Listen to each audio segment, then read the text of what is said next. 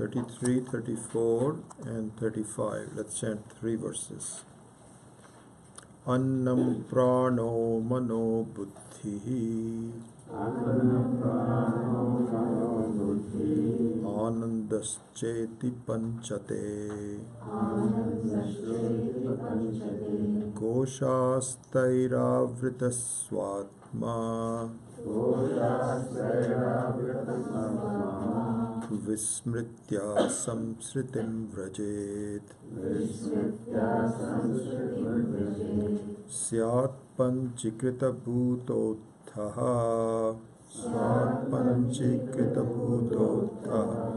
dehasthulonja sangyakaha dehasthulonna sangyakaha linge tu rajasai pranaihi pranah karmendriyai saha.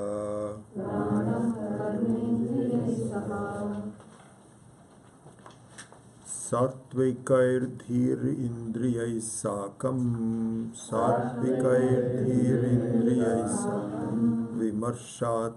vimarshatma manomayaha taire vasakam vijnanamayaha dhir nischayatmika.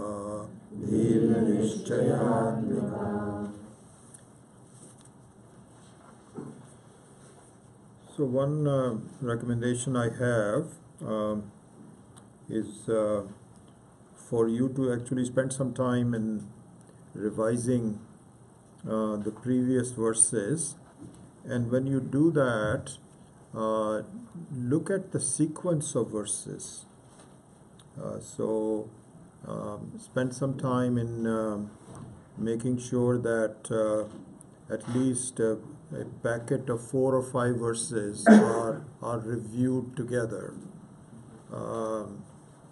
Because I think that the teaching is very much like connecting the dots.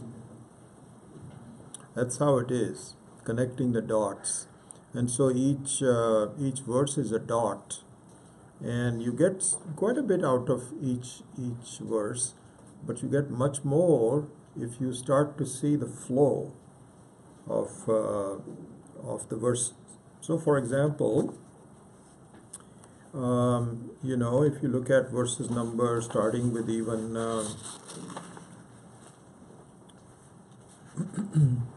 Nadyam Kita, number 30, Nadyam Kita eva avartat or avartantaram ashute. The verse that talked about an insect which is caught in a bhuvar, in some kind of a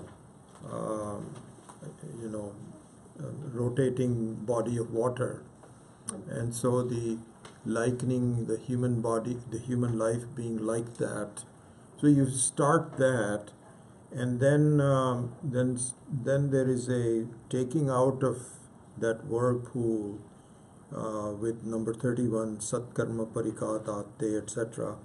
And then how is that done? Upadeshat, etc. And then is this verse that we studied last time, which we will revisit just very briefly today, number 33. Annam prano mano buddhihi anandascheti panchate. So this sequence of verses, and it's interesting. So what you should do, I think my recommendation is to first review the meaning of the words in the sentences, so that you get a good grasp of what the sentence is saying. Then connect the ideas, the sequence of ideas that the verses are conveying, and just close your eyes and just think about that and let it sink in. And so I think that's how one we need to do, is that our thoughts need to be guided by what the Shastra is telling us, and we need to try to make it our own. And if you cannot, then there are some doubts which you can verbalize or articulate or ask or review for yourself. But it should be reasonably clear what is being said. So, like for example, interesting how this is so very well done. This is just an amazing. Nowhere in the world is this kind of an insight provided, and the intelligence of explanation, and absolutely marvelous. So let's look at number 33 again. So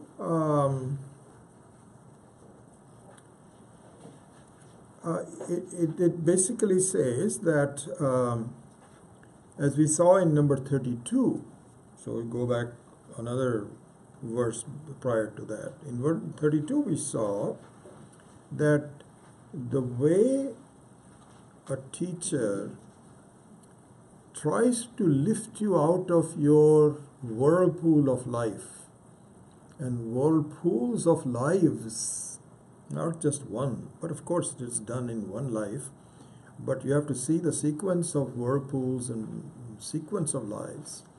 And the way the Shastra takes you out of it is through Panchakosha Viveka.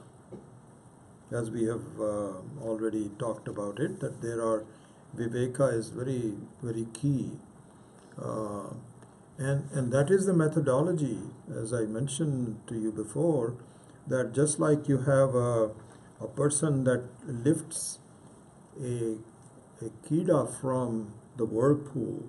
So the method of taking the kida from the whirlpool and putting this on in a nice place where the guy can breathe, that method is Panchakosha Viveka. So you should be very clear about this. The whole sequence should be in your mind, how this is done. This is what I'm saying, connecting the dots. Not just understanding one verse. Even understanding a verse itself is very difficult. But if you just persist in a little bit and just absorb it and connect it to the absorption of the other verses, now you're getting somewhere where you're internalizing in your own mind how you approach this and so on. One just this idea, just very quick idea that when I was talking about the insect being in a whirlpool, and when I was saying that now it can breathe, so all of a sudden something came back to me from the teachings of Swami Dayanandji, and what he was saying was, very interestingly enough, if you liken the lives of human beings, it is like that of a drowning person. If you were to sketch the method of living a life, it is like that of a drowning person. So he used to say this, that a drowned person is not in a problem. He's already drowned. The one who is not drowning is not in a problem, because you look at the kids playing in the water, staying underneath, they're not afraid. They are such good swimmers. Any swimmer, I'm just looking at the kids, not a problem. So both extremes are not a problem. Drowned person is not a problem, and if a non-drowning person is not a problem. What is a problem is a drowning person. Why? Because the drowning person means that one time it thinks it's swallowed some water and it's almost gone. Next moment it comes up again. He says, I think I'm okay. I can survive. Next moment it swallows water again. And so this kind of a back and forth in our life also, sometimes you feel, I think, you know what, I've got the hang of my life. Now I've figured it out. the moment you say that, something happens to you. And vice versa. Just when you think that all is lost, I am not going to, you are depressed about life, something happens, good happens, lifts you up again. I came very close to drowning one time. Oh my God, I'll never do this again. So this is like, I don't know, I think about 7-8 years ago. I'm trying to see the ages of my granddaughters. So we are all gone to Hawaii for a family vacation. And so the kids were making a plan. So what should we do? And so they all said, let's go snorkeling. So they all decided, okay, the kids are small, kids are there, and so on and so forth. So they said, okay, let everybody go. So I says, I don't want to see. No, I don't know smart. I've done that once before. It was I'm not a swimmer at all. I can maybe swim 30, 40 feet to save my life. After that, I'm gone. And so I said, no, I don't want to go. So they all said, no, you've got to come. We'll be around you. Don't worry about it. Oh my God. I don't know how I survived. I started to take the salty water and through the darn, that snorkel, because the waves were going back and forth and so on and so forth. And I really raised my hands, and that saved me because both of my sons were within like 20 or 30 feet.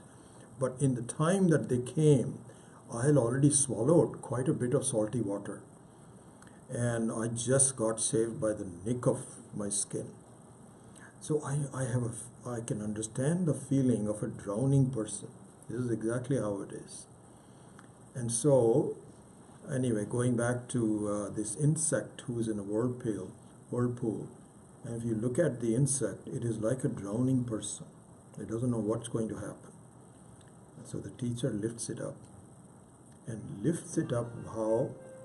Through Panchakosha Viveka. Panchakosha Viveka. So now, what is the Panchakosha Viveka? How does that lift you up? Is being described. So now let's focus on that. I've already talked a little bit about this, but I'm not sure that I completed the thought. So let me complete the thought before we going forward. Here, the key word is Vismritya. So let's look at the whole sentence for a minute. So Panchakosha Viveka is the method by which the teacher lifts you out of the doldrums of life. So this should be embedded in your mind. You should not just accept it, oh, this is what the book says, but you should own it and say, wow, this is my problem. This is my problem. This is the Panchakosha Viveka I don't know how to do. And that's going to save me from the normal birth and death cycle. It should be that clear to us. Then it starts by talking about what is Panchakosha Viveka. So it says that there are five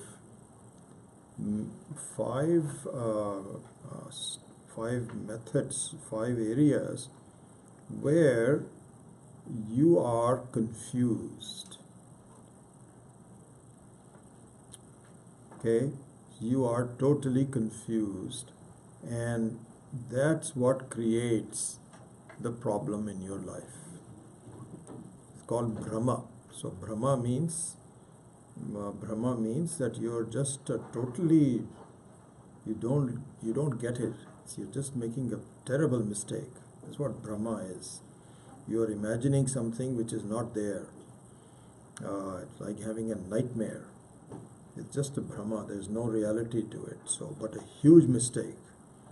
And so there are 5 areas where this is done. So Annam, Pranaha, Manoho, Buddhihi, Anandasyachi Panchate. So Koshaha Vat iti Tishtati. Iti Koshaha. So Kosha means a covering, which, as we have said before, hides some vastu.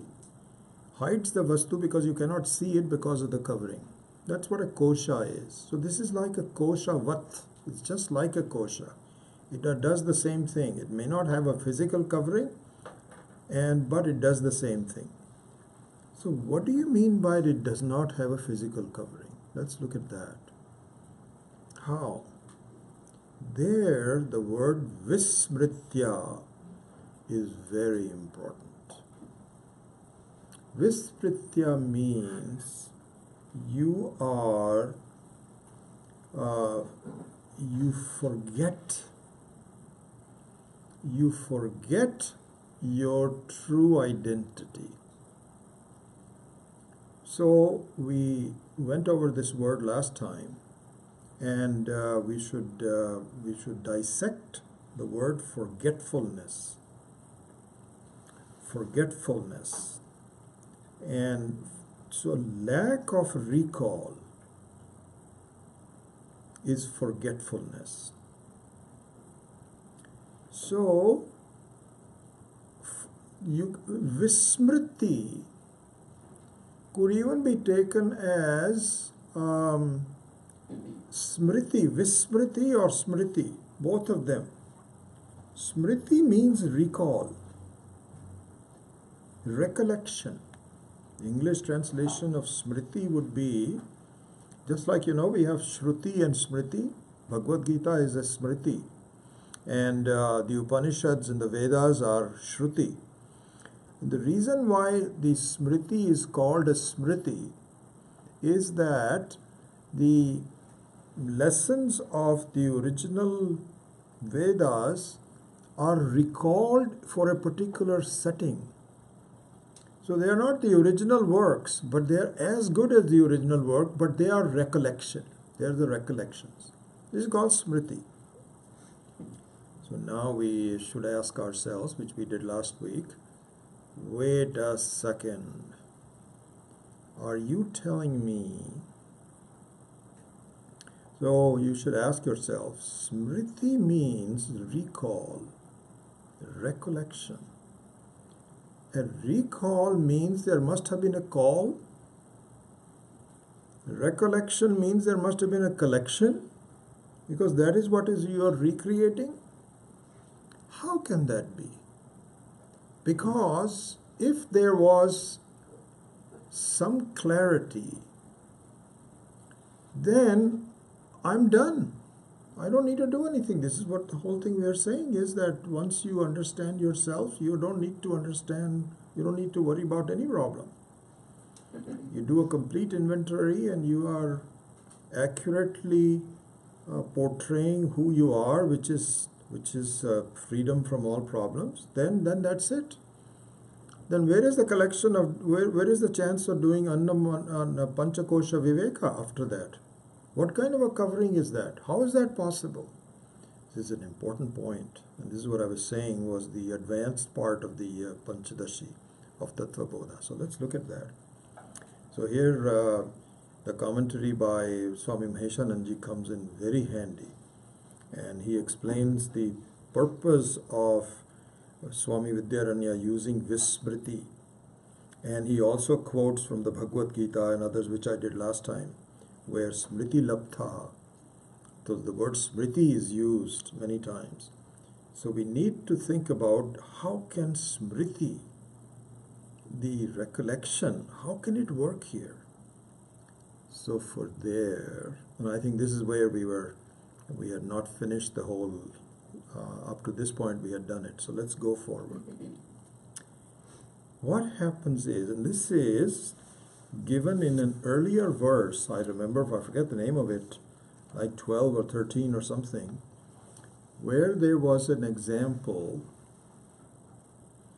of your own child singing in a choir. And it is not as though you could not hear your child.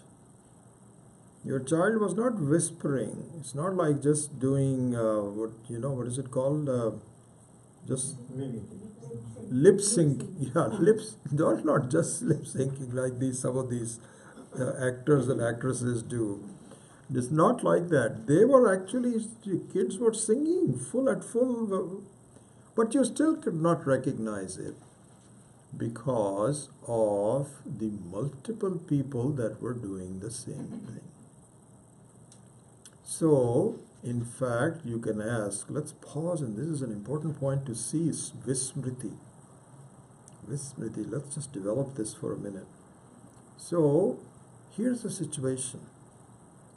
If somebody says, did you hear your child sing?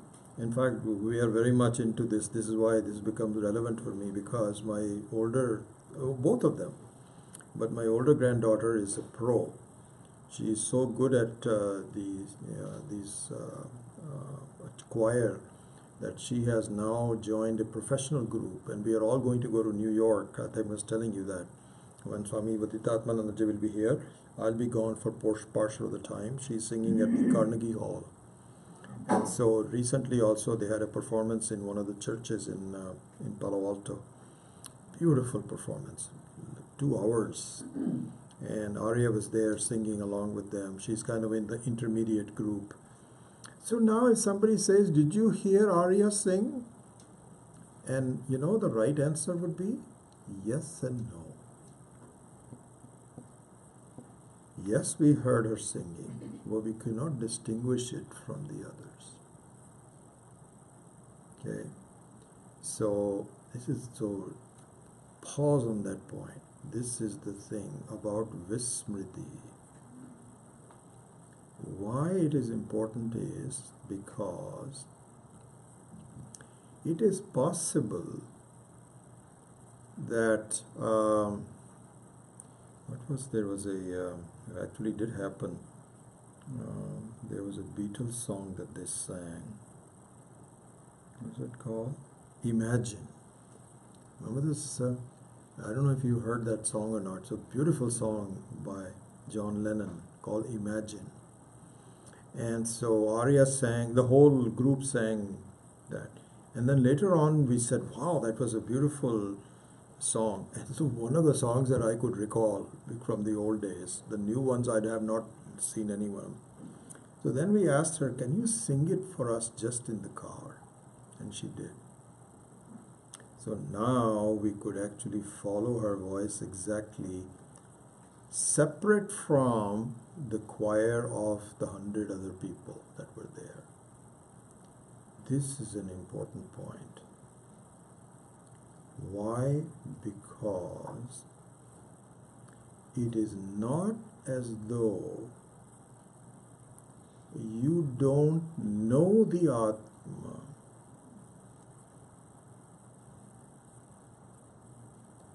but the Atma is known along with some other koshas.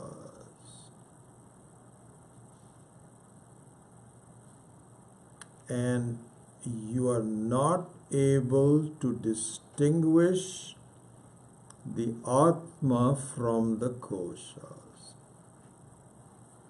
They all happen at the same time. Right now, for example, it's not as though you are not knowing yourself. In fact, there is no time in the whole creation when you did not know yourself. You are swaprakashaha, swatasiddha. There is no obstruction to your knowledge. It is just that because it is occurring with a kosha, it is very much like a child singing in a choir. This is why it is called a smriti. Very important point. Just think about it. I'll just make sure that you don't miss it by any chance. Smriti means It's not as though we are just approximating it, that no, this is kind of like a memory. It is a memory. It is almost very much, I would say, my asking Arya that was a beautiful song. Can you please sing it for us? Can you recollect it, the song for us? And it's so interesting. That is another thing that I just found. These kids, not only that, but now she has a sort of a cell phone. Her parents have given her a cell phone. She's turned 12, and what she has done is to get lots of these songs that her mother and father have allowed her to listen to. Some of them have really strange lyrics, not appropriate for 12-year-old. So there is some parental control. But then, all the songs that she's allowed, she is amazingly, she knows the lyrics of all of them. I cannot believe it. It's just amazing how these kids remember all of this. Anyway, so when I told her that please sing that song, Imagine, by John Lennon, she said fine, and she sang the whole lyrics. So just imagine. So what's happened is that it is a recollection of something that we already knew before. But all that happened was that the obstruction by the other kids singing with her is now removed. Therefore, it can be called a smriti. It is not inappropriate to call a smriti. And in fact, this is one thing we should know, that it's not that you're going to become wise that you were not there before. It's not as though you would attain a new status. No. You will always have the same status that you always had before. Because as I said, the Atma is Swatasiddha. It is self-existent, self-aware. And it is just that it was obstructed. Why? Because of the aviveka, lack of discrimination between the Atma and the koshas.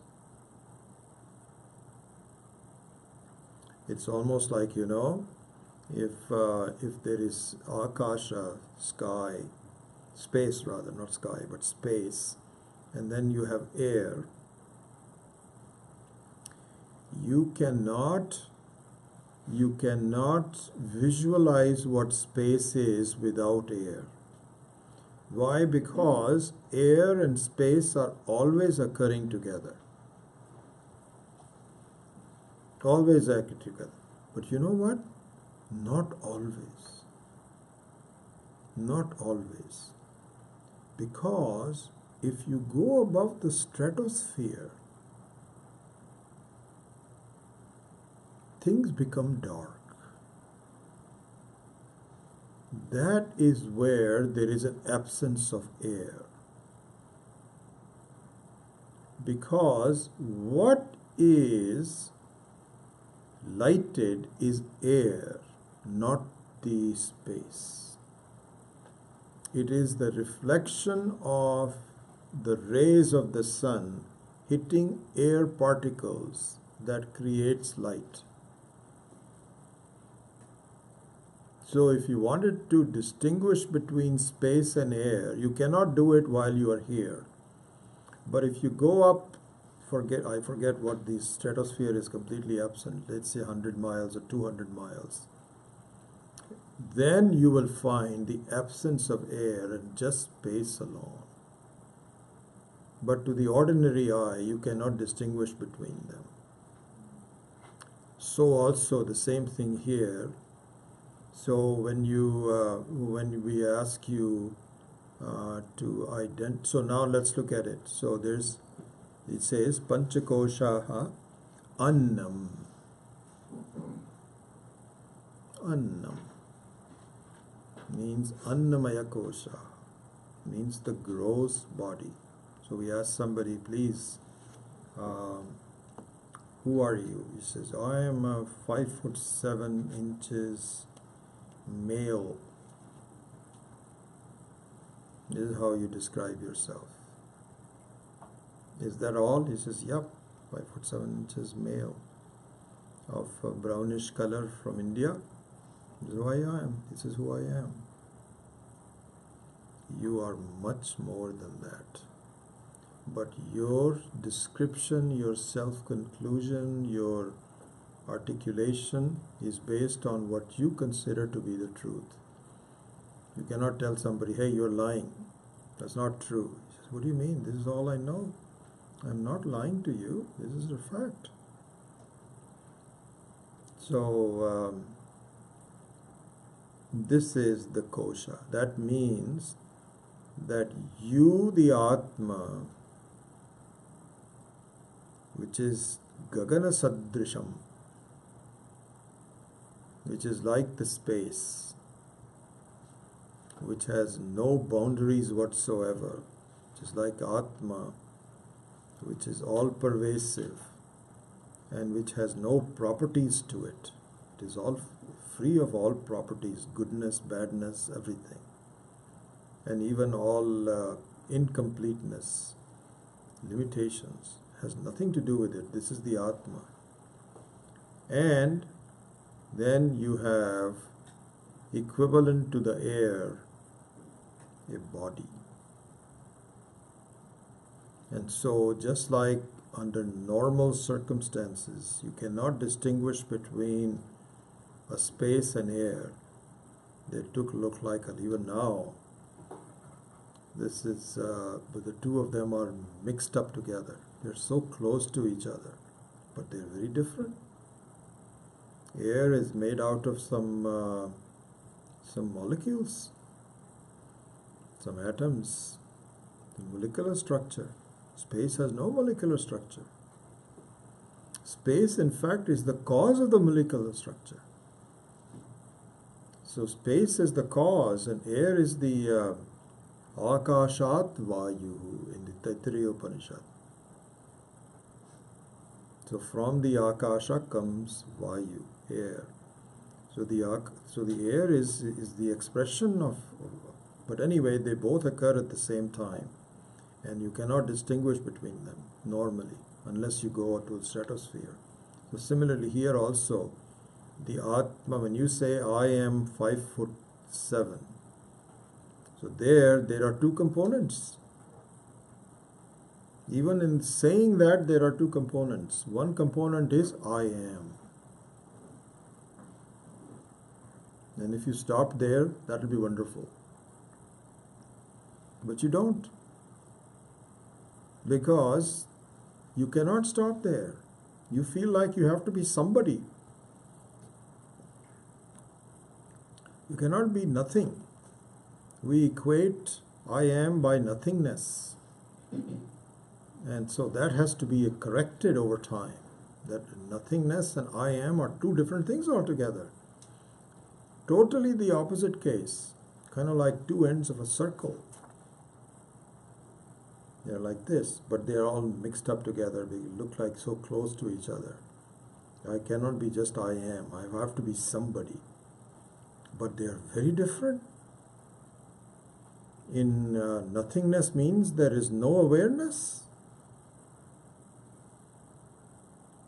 There is no self-siddhat, no swata-siddhatvam, no swaprakashaha.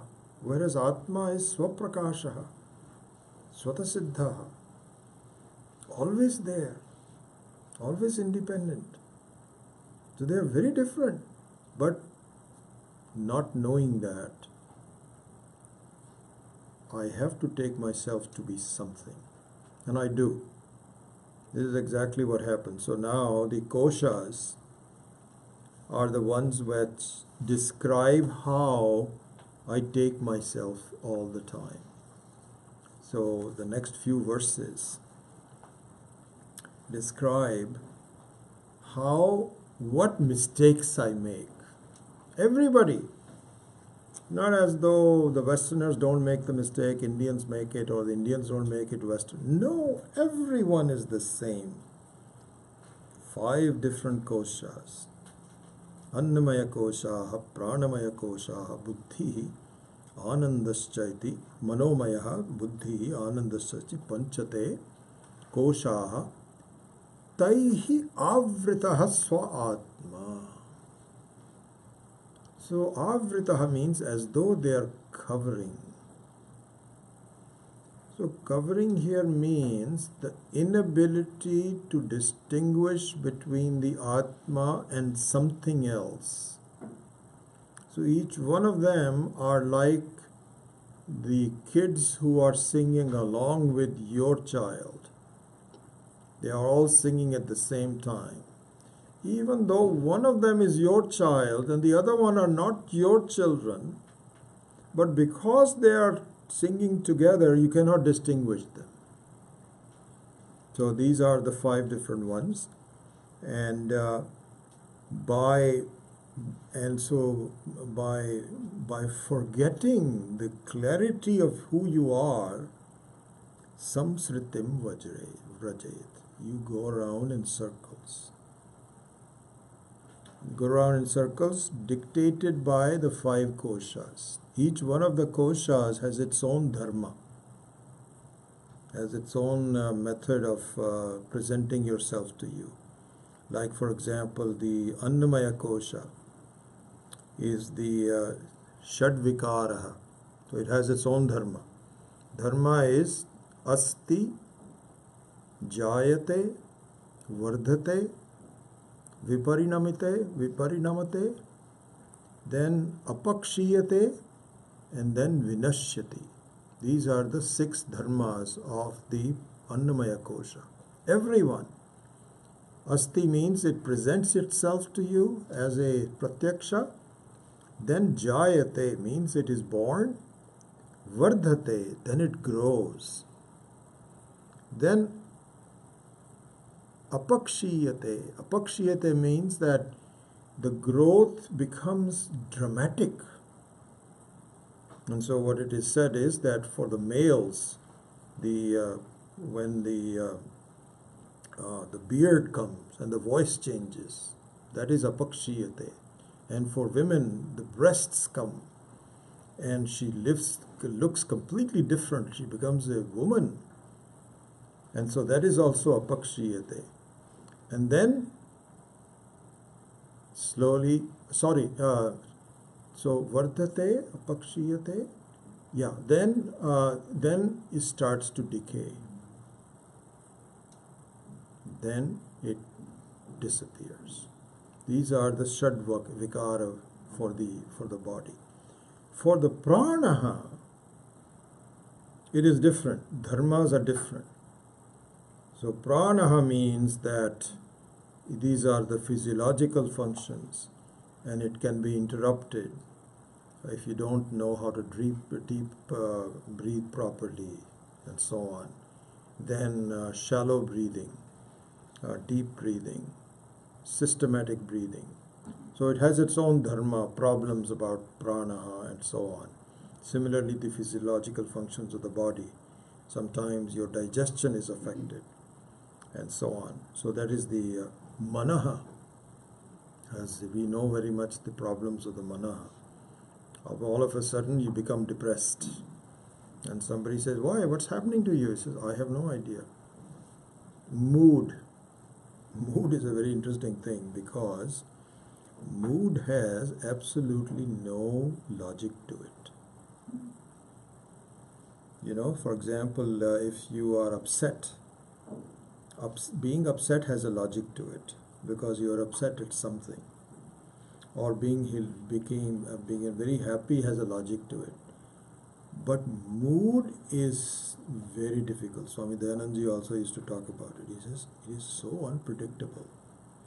You don't know how it comes, when it came, but it hangs around, spoils your whole mood. and doesn't want to leave, you cannot coax it away. People will try to make you laugh. Ooh, ha, ha, this, that. Nothing. I mean, this often happens. Sometimes you go to a restaurant and you say, wow, this was a good place. We must come here again. And so after a while you say, well, let's go to that same place again. This time you go to the same place, but you are in a bad mood.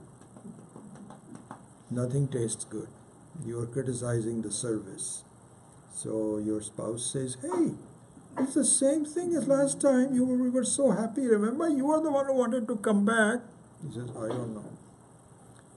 Mood is something else. The manaha has all kinds of dharmas. We have no idea. Then buddhi. And then ananda.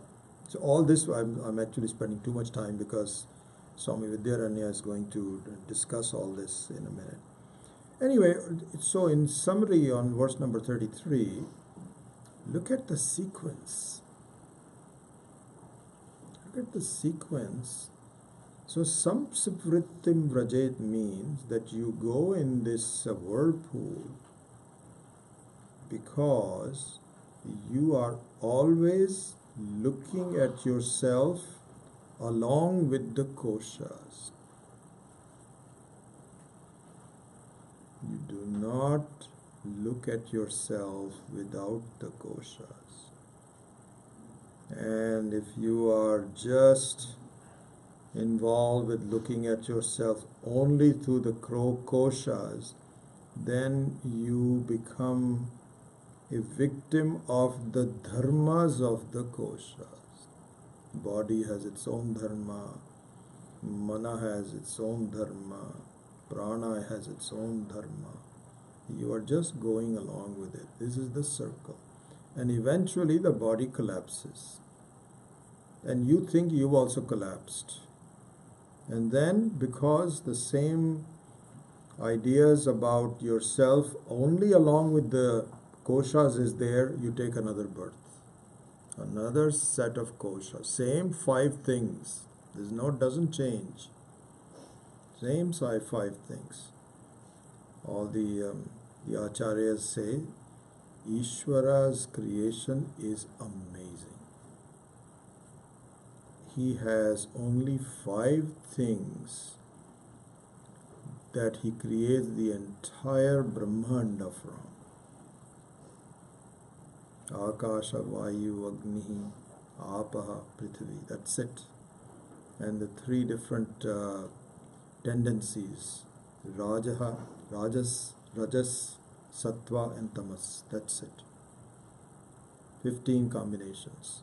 It is very much like, it is just an amazing thing to see that one thumb can never be the same as another one. Just a small thing. Can you imagine that? It is unique. What a creation. What an intelligence. And so this is how it just goes around and round. Same old 5 things over and over again. Samsritim vajet. And then he describes the koshas a little bit more. So let's go ahead with that. So I think now we are completed that topic. And the key word there is Vismritya.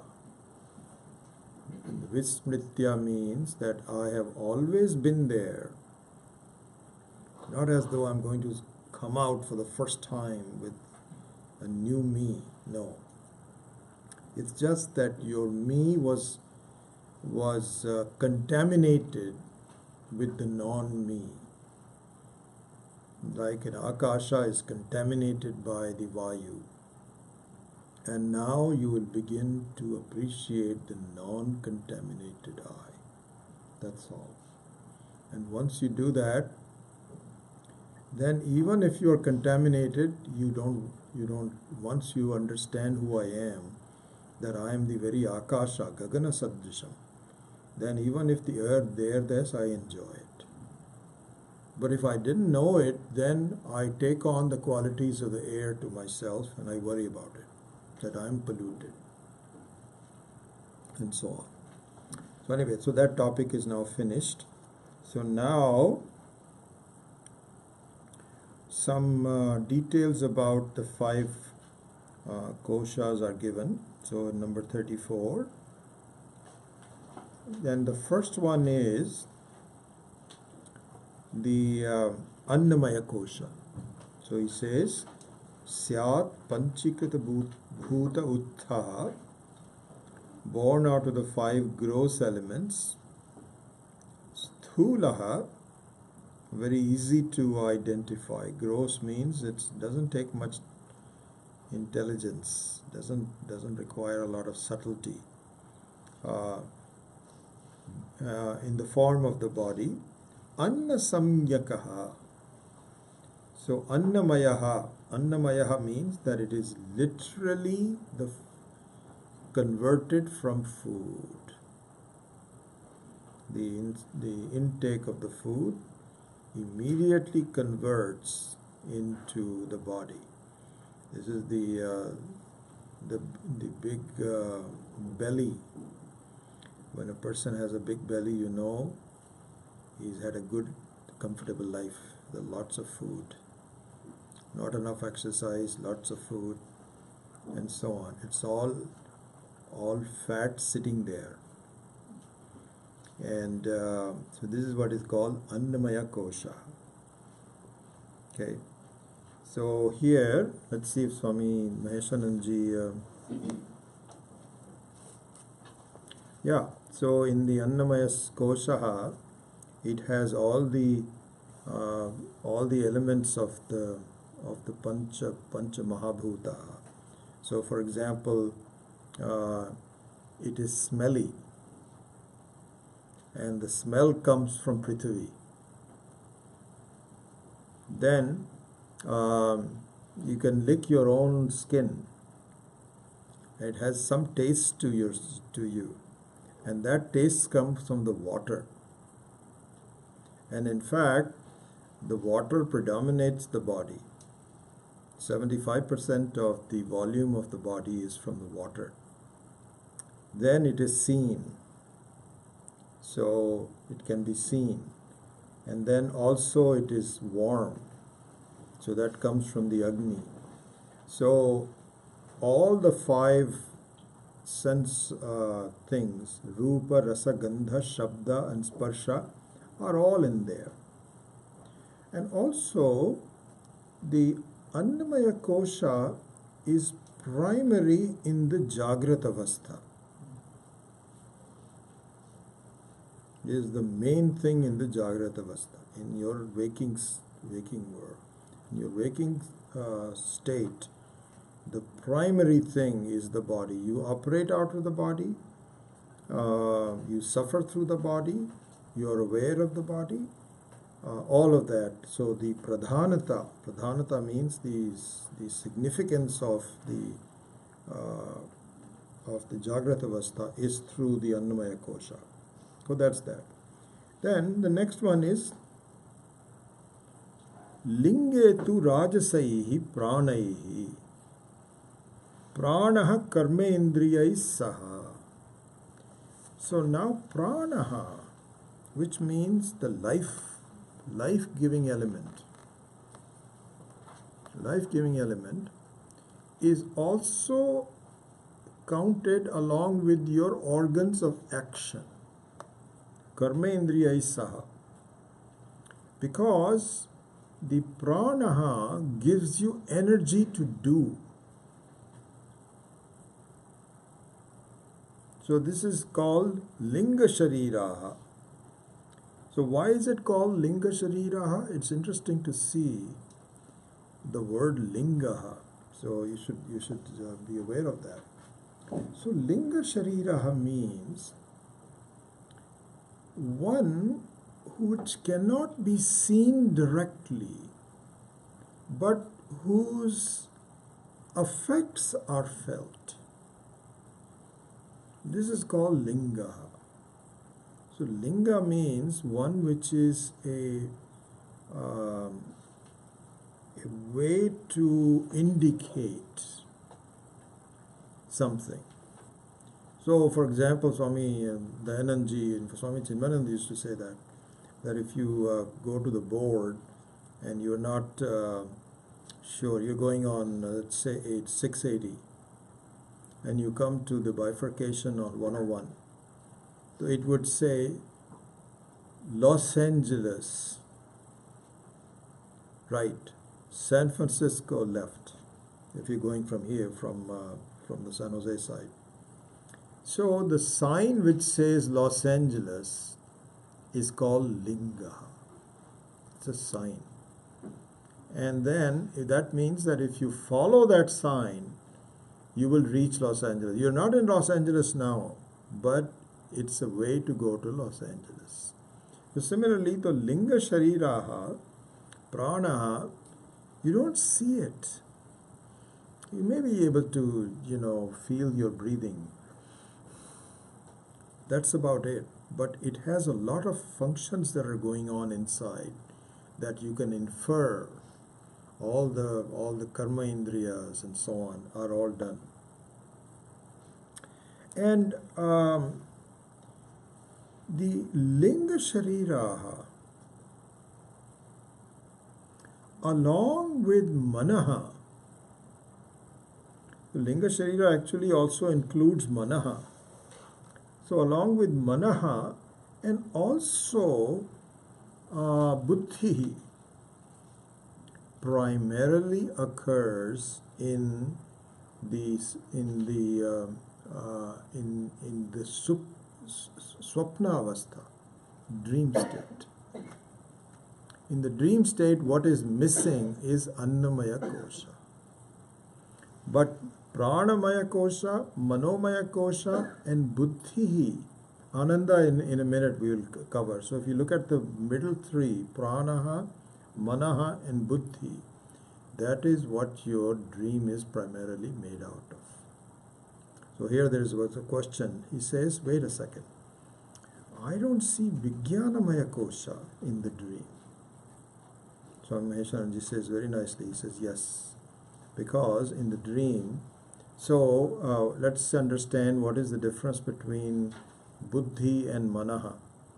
Manaha means general thinking along with doubt. It's called Manaha.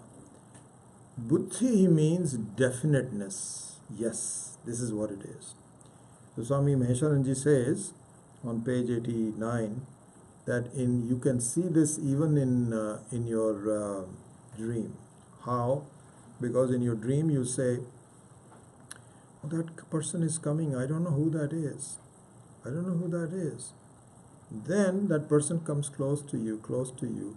In the dream, all this is happening in the dream. Then you say, oh, this is my brother. So when you say, oh, this is my brother, that is Buddhi. In the dream.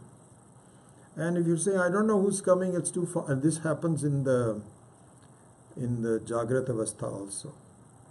So I think some of you are attending the Mandukya Upanishad, and so we have been studying there. This is an important thing to see, that and Ananda will come in a minute, but let's just pause at this point.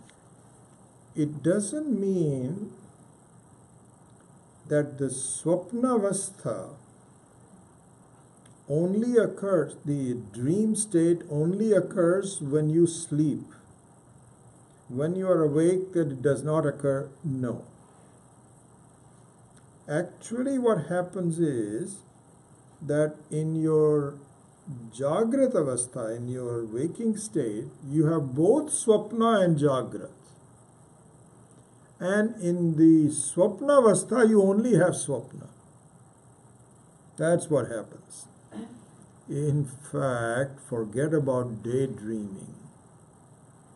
Many of the same principles of dreaming are also present in our waking state. You're just thinking, imagining. You are getting upset about past things. You're fearful about the future, uncertain about things, liking something, disliking. All of this is the stuff of dreams. And the only thing that happens is that the coordinates are a little bit more fixed. That's it. There you can imagine anything. Their coordinates are completely on your own. Here, the coordinates are somewhat fixed by the external world. But the content of that is very similar to the dream. So this is what was pointed out in the Karikas of the Mandukya Upanishad that we've been studying. Okay, so that's that. Then comes Ananda. Ananda. And so Ananda also occurs in all the three states. And in fact, in all the all the Panchakosha, there is an element of Ananda in all of the other koshas also. It's not as though Ananda is completely separate. Now, what happens is in the deep sleep, there is no stoppage of Ananda. It is pure Ananda, almost pure Ananda, not as well as the Atma, but very close to the Atma. Whereas in dream and in waking state, the Ananda is mixed with other things. Mixed with other things, and it has some shades to it. So, for example, in number 35, in fact, let's look at number 35.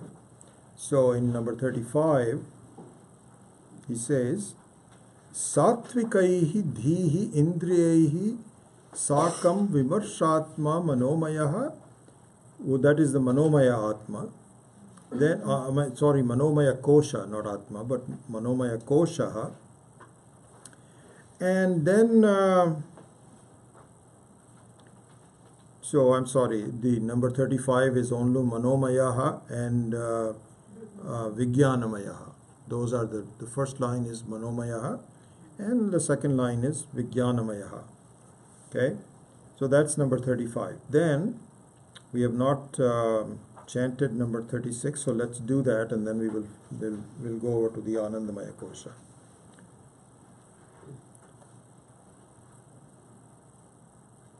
Karane sattvamanandamayaha, Karane sattvamanandamayaha, modadivrittibhihi,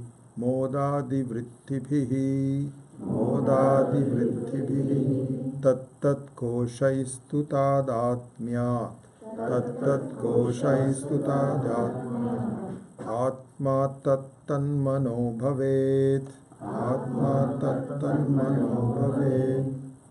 So just to see the English translation of number 35, we haven't done that yet.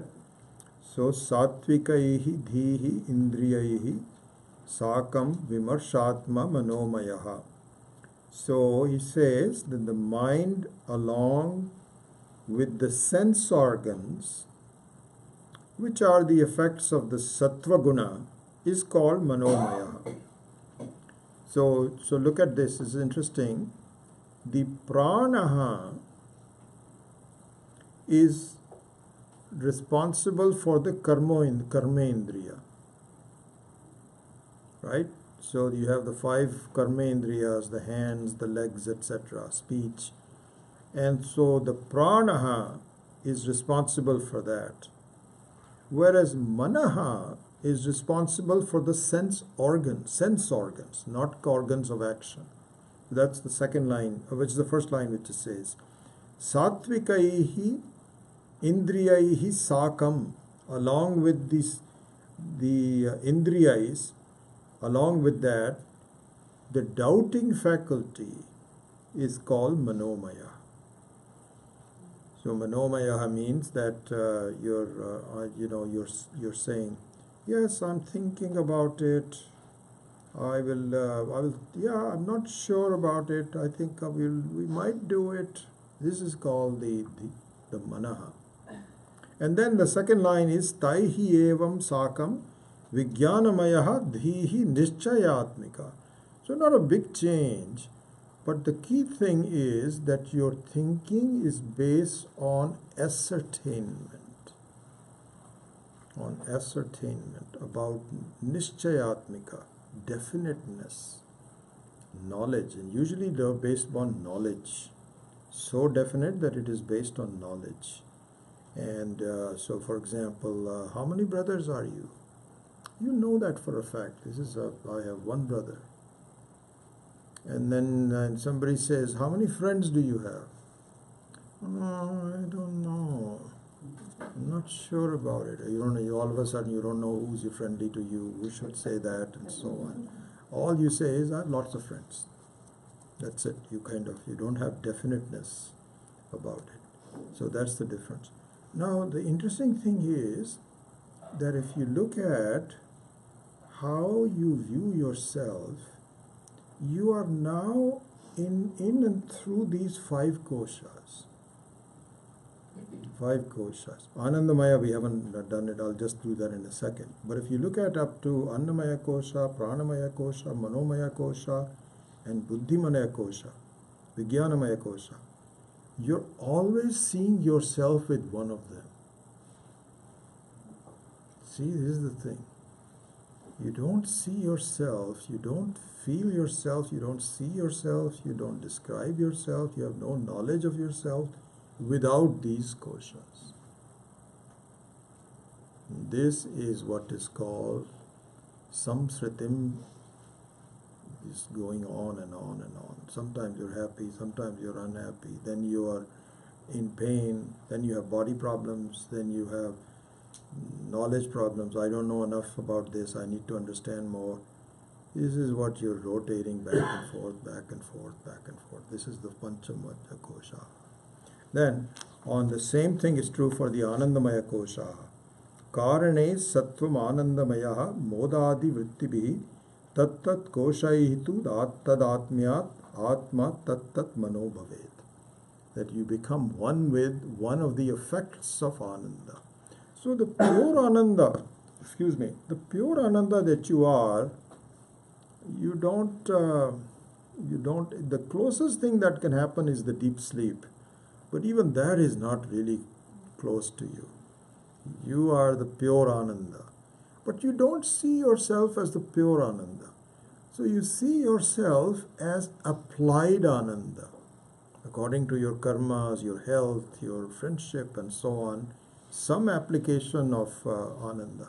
And so here, this is said, if you look at the English translation of the verse number 36, the sattva guna that is in the causal body with its modifications, namely priya, moda, and pramoda. So we studied this in the Taittiriya Upanishad class before the Mandukya, is called, I don't like to use the word bliss, but joy, pure joy sheath. The word bliss is something like as though it's I don't have joy, but I have joy, but I want to get bliss. This is not correct. It should be just joy. But Atma, due to its identification with the various sheaths, becomes one with them. So now let's look at these three things, Priya, Moda, and Pramoda. So what I said was that you don't see yourself as pure Ananda, but you only see yourself as applied Ananda. How? What do we mean by that? So we studied in the Taittiriya Upanishad, it is said that Ananda, whenever you are joyful, it has three different stages to it. Priya, Moda, and Pramoda. Priya means just thinking about it, you get some joy. And here two examples can be given. One is that of a live person, and the other one can be talked about an inert thing. Both of that are there. So take a live person means, let's say you have a daughter, and just thinking about your daughter gives you joy. Just thinking about it. Like, for example, supposing she calls you and said, I'm coming to San Francisco. She lives in the New Jersey somewhere. And then she says, I am coming to visit you. Just her voice and her memory just gives you joy. This is called Priya. This is the first stage. Then the second stage is You go to San Francisco, although it doesn't happen anymore because they won't allow you people to go inside, but you see her coming out of the plane. It's not just her voice, you are saying she's here. This is called moda. Called moda. Pramoda is when she's very close to you. You give her a big hug and you touch her and you actually feel her presence close to you. And this is now, her coming is complete. It's called pramoda. So this is the example with respect to people. You can do the same thing with respect to rasagulla. Or some other favorite, the Gujaratis have their own favorite sweets or whatever, you can substitute for that. But I am just thinking of the Bengalis, which is rasagulla. Thinking about rasagulla gives you, wow, this white, beautiful thing. Then, but you don't know where rasagullas are. You know, for talking about rasagulla, my mother-in-law and my wife, both of them, they used to make beautiful rasmalai. They really were rasmalai is not easy to make because it has to be soft and so on. So they were connoisseurs of making rasmalai. In fact, I told my wife sometimes, I says, your mother makes very good rasmalai. She says, I was the one who taught it to her. Don't thank her, thank me. I said, okay, I'm sorry, it was your rasmalai. Then this rasmalai became available in the stores called Nanak Rasmalai. Right.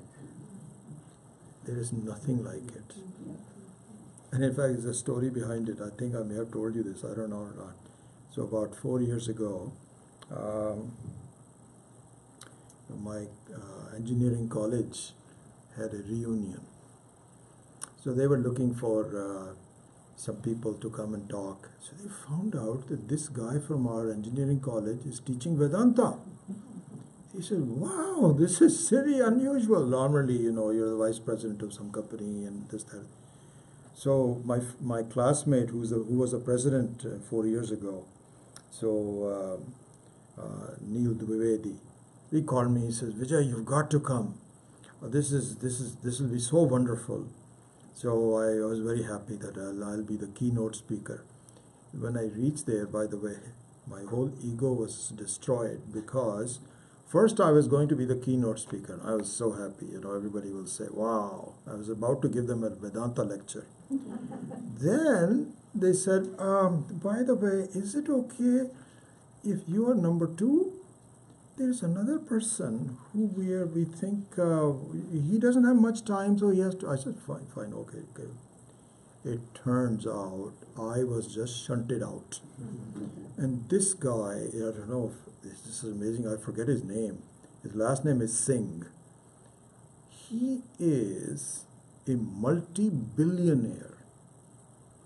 And he has made money as being an inventor of a process to get rid of the atomic waste. So he's from University of Pennsylvania, and he came up with an idea that all the reactor fuels that are very difficult to dispose of, he came out with something that completely, and he's got money flowing out of his ears. And so I was just shunted aside. Forget about Vedanta, that they will deal with later. Everybody was just looking at him, hoping that he will give them some money also at the same time. And he's well written up. He's from the Washington area and very well. Anyway, so I went there to, anyway, I finally gave a talk and so on and so forth. It was well received. So the fellow sitting next to me on the table, we were introducing ourselves. So he said, I am Mr. Taneja, I forget his first name, Dinesh, I think. He says, I'm Dinesh Taneja from Vancouver. So I says, oh, wonderful, glad to meet you. He was about maybe 5-6 years younger than me. So he came later on. So I said, well, what do you do? he says, have you heard of the Nanak Rasmalai? I said, yes. I have a story behind it that I'm trying to tell you. So he says, I invented it. I said, you invented it? What do you mean by you invented it? Well, it turns out that he is a chemical engineer. And he studied nanotechnology. So one day he had a bright idea.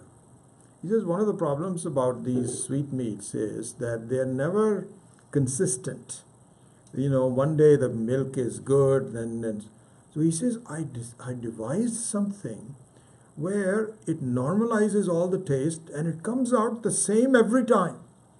I says, really? Then what happened? So he says, I was just tinkering around it and somehow I just came to Rasmalai. And so I did that. So he took it to a local store in Vancouver. And the Indian store guy says, go away. Nobody's going to. We all make our own. And he says, no, just taste it. So he says, well, that's pretty good. But anyway, go away anyway. So he was persistent. So he says, just keep it there in your shop.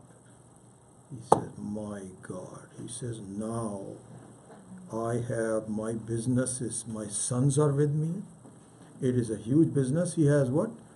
I think he has 6 huge trucks that go all over US and Canada supplying Rasmalai. And hats off to him. So beautiful. So going back to Priya, Moda and Pramoda, just thinking, make sure you go home and have some Rasmalai today. So just thinking about Rasmalai gives, it's called Priya. Then when you go to the local store and get it, and the person says, I'm sorry, we are out of it. That's very bad. But if you find it, he says, oh, no, I think I have one. I have one. And yes, it was there on the back of it. When you touch it, it is called Moda. When you eat it, it's called Pramoda. So it says that tat koshaitu tadatmyat so here it says modadi vrittibhihi. Modadi vrittibhi means that there is applied ananda depending upon the situation. If you just receive a letter from your daughter saying, I'm coming, that gives you some happiness. But not as much as when you see her and you give her a big hug. That is even. So there is some differences in the moda. But in deep sleep, there is nothing. It is all the same, almost like a pure ananda. But so now to complete this whole thing, and I'll finish now. Even in ananda, so when you say I'm happy, you're talking about applied happiness, not pure happiness. And applied happiness has lots of different ways. Relief is one of them. Excitement is another one. Success is another one. So there are different shades of ananda, all from the same ananda as we studied in the Taittiriya Upanishad. Different shades of it, all in the Jagrata Avastha and also in the Swapna Avastha. But this is it. You're always connected with koshas of one kind or the other. And you won't get out of it until you do some viveka. And that viveka will start in the next verse, number 37. Anvaya vyatirekabhyam panchakosha vivekataha swatmanam tataha udhritya param brahma prapadyate. So the method of doing the viveka will be taken up from the next verse. But see the sequence. See the sequence of how we are in a whirlpool. Why? Because we always see ourselves with the koshas. What kind of koshas? These kinds of koshas. This is how the teaching progresses. Okay, so with that we will finish today's class. Om Asato Ma Satgamaya Tamaso Ma Jyotirgamaya Mrityorma Amritam Gamaya. Om Purnamadav Purnamidam Purnat Purnamudachyate Purnasya Purnamadaya Purnameva Vashishyate. Om Shanti Shanti Shanti. Hari Om Shri Guru Pyo Namaha. Hari Om.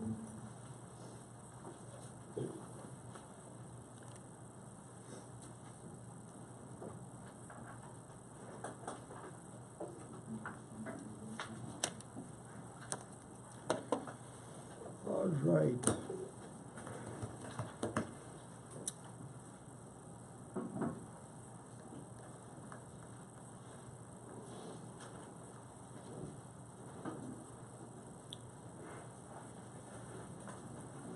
Yes, sir. In the context of Vismriti word, so we also have learned that we can experience this samsara only when we have the human body. When No, we no, are- no, no, no, no. That's not true. But anyway, go ahead. I mean, unless a jiva is in a body. Oh, you mean that way? Right. Not human body. You mean Jiva's body. Yeah, Yeah. body. Okay. Dehi, right. Okay. So, Vismriti being a forgetfulness where we have forgotten our nature. Here, the word "forgotten" should be that we have not been we have never been able to see myself unadulterated Pure. from pure ones. That's all. Yeah. That applies, right? Yeah, that's the whole idea of the that conveys the Vismriti, sense. because you can never forget your nature if that means that you knew your nature at one time. If you knew your nature, then you cannot come back from it.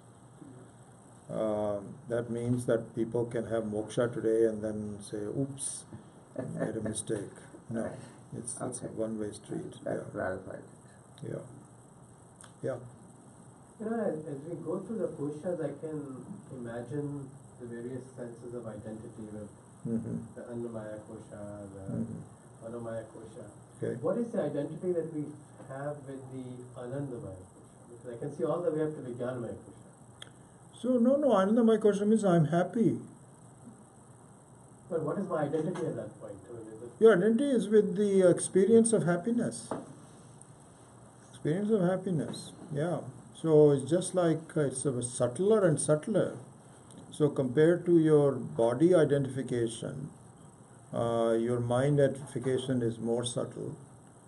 Physiological, it's a progression.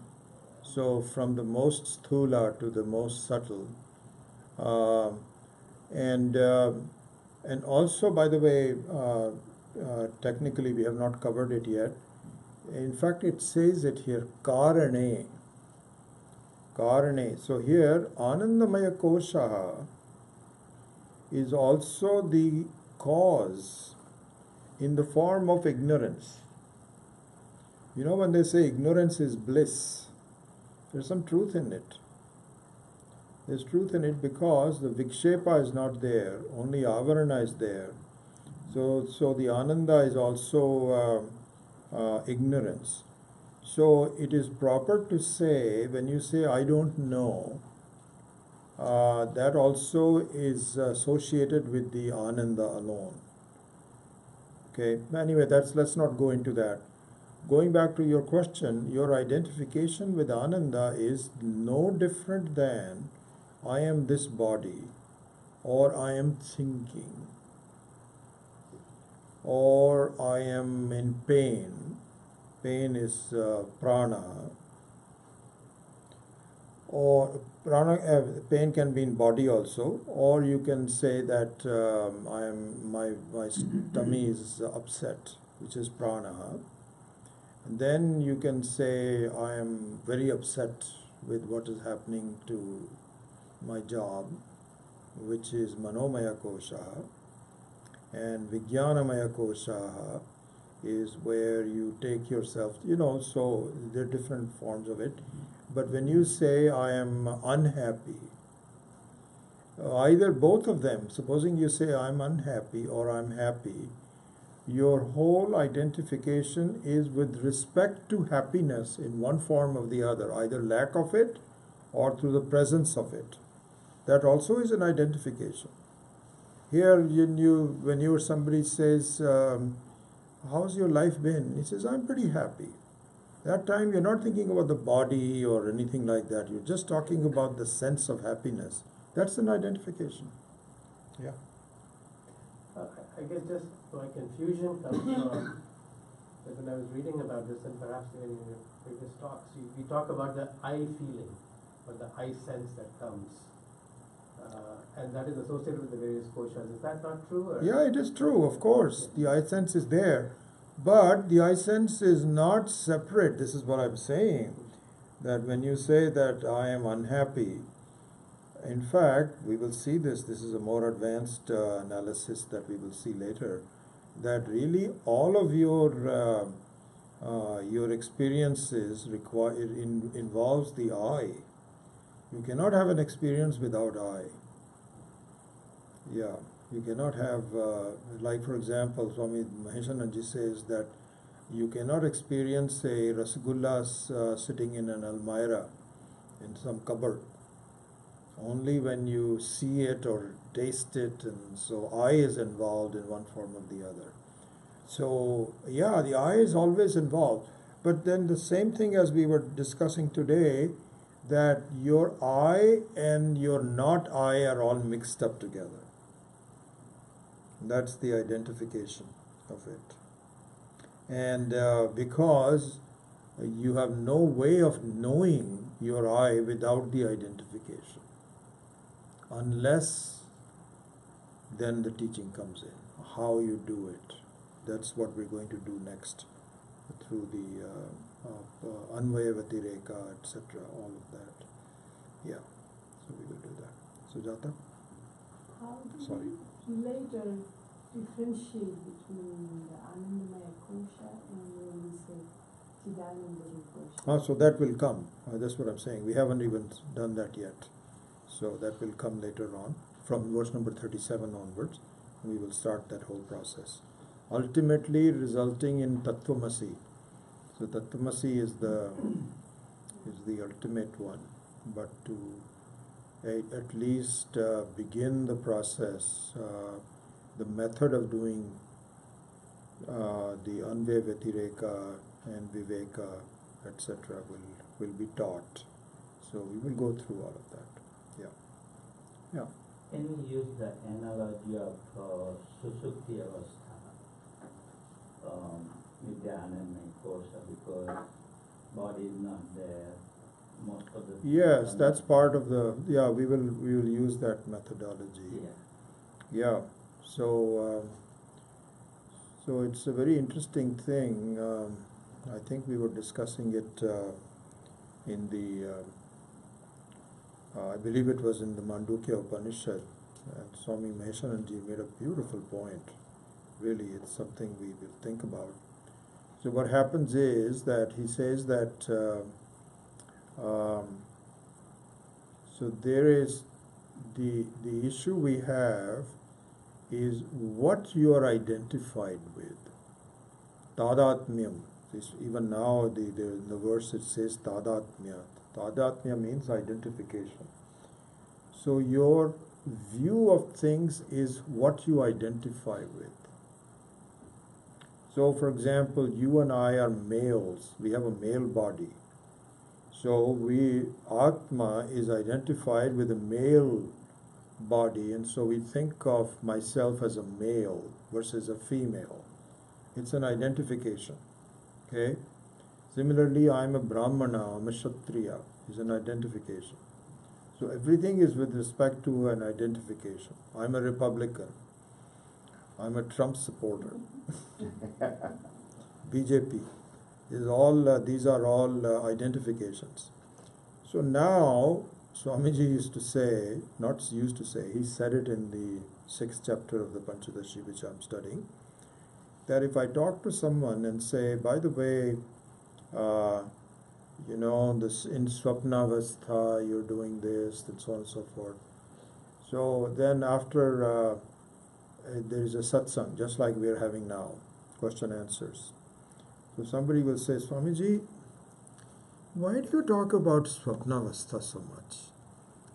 Because our problem is with the waking world. This is where my life is.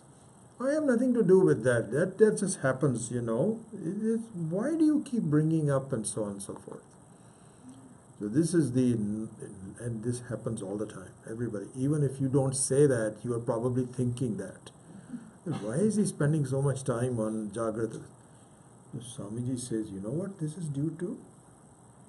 It is due to you are so involved in identifying with the Jagrata Avastha. It is like saying, by the way, the Congress party, it says, don't talk about the Congress party.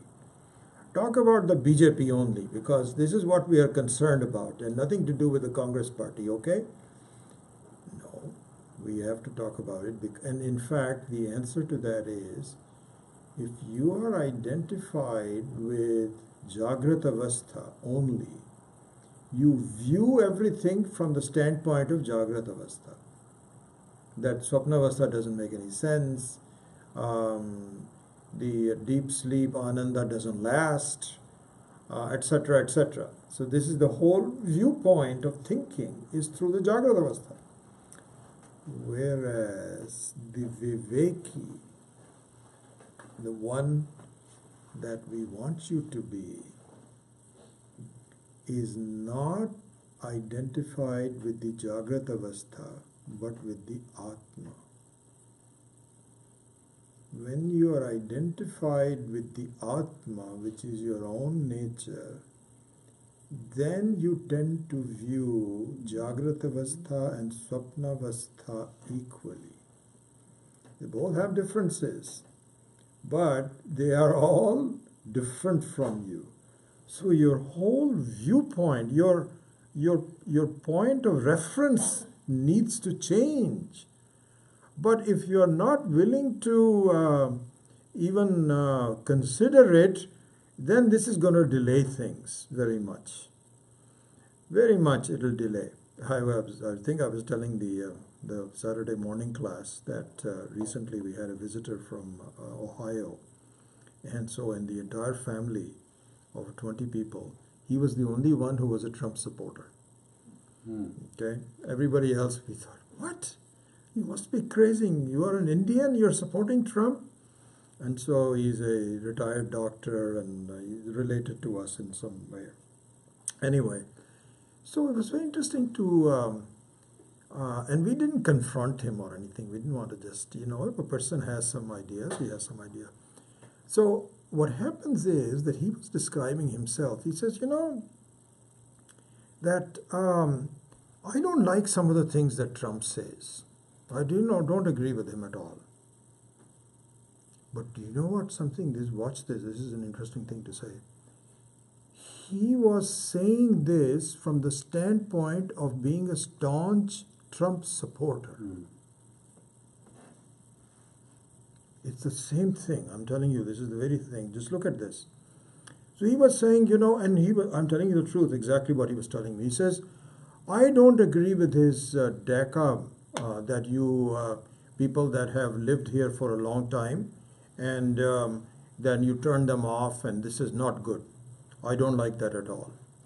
But this was being viewed as a subset of still a staunch support for Trump. He says, I think his wall ideas are right on. He's taking on different things. America first is strong. So 99% he's still okay. And one of them is only there to prove that I am very, I'm very, equal in his criticism for him. And so because I don't like some of the things that he says. Well, the fact of the matter is you shouldn't like any of the things that he's doing. But he's not willing to do that. So when you say that it's a question of identification, when you say that I am only a Jagrat Avastha and the other things are not important, that means that I am a Trump supporter. This is exactly what happens. Whereas the Viveki is being asked, don't support anyone. If you don't support anyone, then you will see that 99.9% of the things he does are just stupidity.